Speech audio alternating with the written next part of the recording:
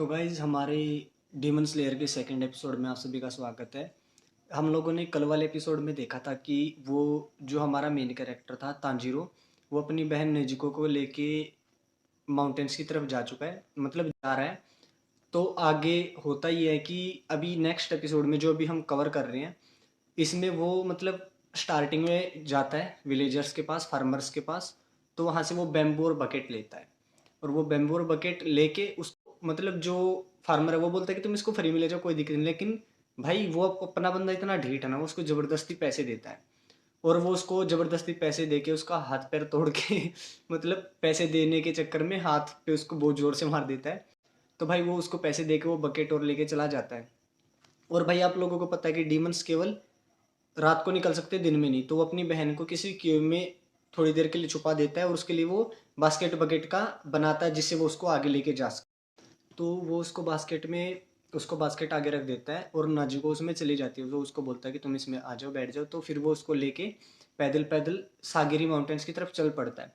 तो आगे जाके एक छोटा सा बच्चा और उसकी माँ उनसे जाके बोलता है कि ये सागिरी माउंटेन्स कहाँ पे पड़ते हैं। तो वो वहाँ से उनके पूछ के मतलब उनसे बातें करके चल जैसे ही आगे जाता है, तो वो लड़की बोलती है, मतलब जो लेडी थी उस छोटे बच्चे की मुँह, वो बोलती है कि वहाँ पे बहुत सारे लोग लॉस्ट हो चुके हैं, तो कर मतलब थोड़ा ध्यान से जाना, तुम भी खो मत जाना। तो उसके बाद भाई जब वो आगे चलता है तो शाम हो जाती है, और नाजिको भी बाहर आ जाती है।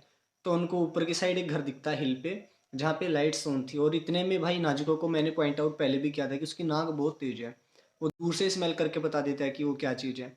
तो उसको दोबारा से ब्लड की स्मेल आती है, तो वो समझ जाता है कि कुछ तो गड़बड़, और वो भाग के उस घर की तरफ जाता है। और जब वो उस घर की तरफ जाता है और वो देखता है कि भाई एक डीमन उस बंदे को खा रहा है, उस घर वालों को। तो भाई जब वो डीमन उसको खा के पीछे मुड़ के देखता है, तो वो देखता है कि तांजिरो वहाँ गेट पे खड़ा और उसकी बहन नजुको है।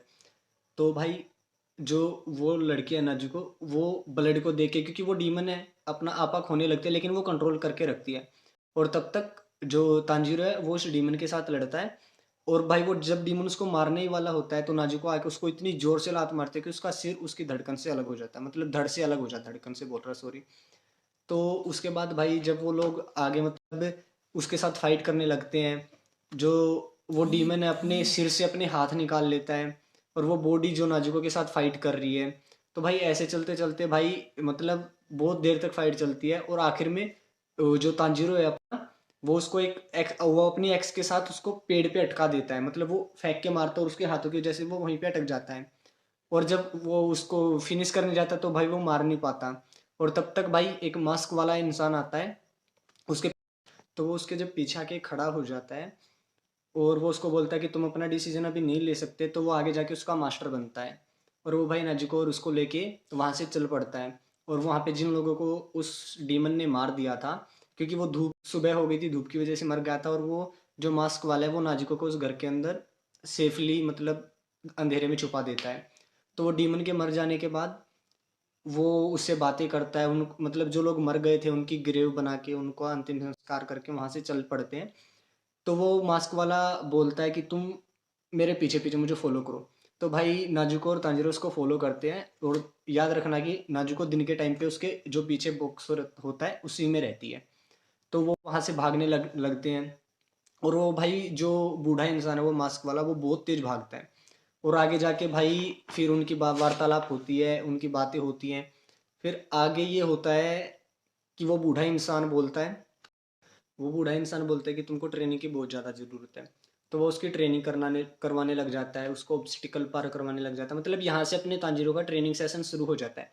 और नाजिको उस टाइम पे बेहोश है, वो मतलब बहुत ज़्यादा लंबे टाइम तक बेहोश रहेगी। हम उसकी बातें बाद में करेंगे, यहाँ से हम मेन फोकस करेंगे अपने तांजीरो पे। और जो भाई वो बूढ़ा इंसान है उसका नाम है साकानोजी उरुकोदाकी भाई ये नाम मेरे बोला नहीं जा रहा मुझसे, पर ऐसा ही कुछ नाम है उनका, मिस्टर उरुदोकाकी जो भी नाम है। तो उसको जो अपना गियू था ना जिन्होंने इन दोनों को बेहोश किया था, तो उसकी तरफ से लेटर मिलता है कि ये दोनों मतलब सही है, इसको आप ट्रेन करो। और मतलब जब वो उसको ट्रेनिंग देता है तो भाई वो समझ जाता है। और वो अपने जो ये उसके मास्टर है तांजिरो के, वो बोलते हैं तुम्हें मॉर्निंग तक घर पे आना, नहीं तो मैं इसको मार दूंगा। और वो भाई अपना बंदा शाम को मतलब अभी 12 बजे छोड़ा है तो 3 बजे तक पहुंच जाता है दोबारा उसी घर पे, क्योंकि स्मेल ऑलवेज वर्क्स।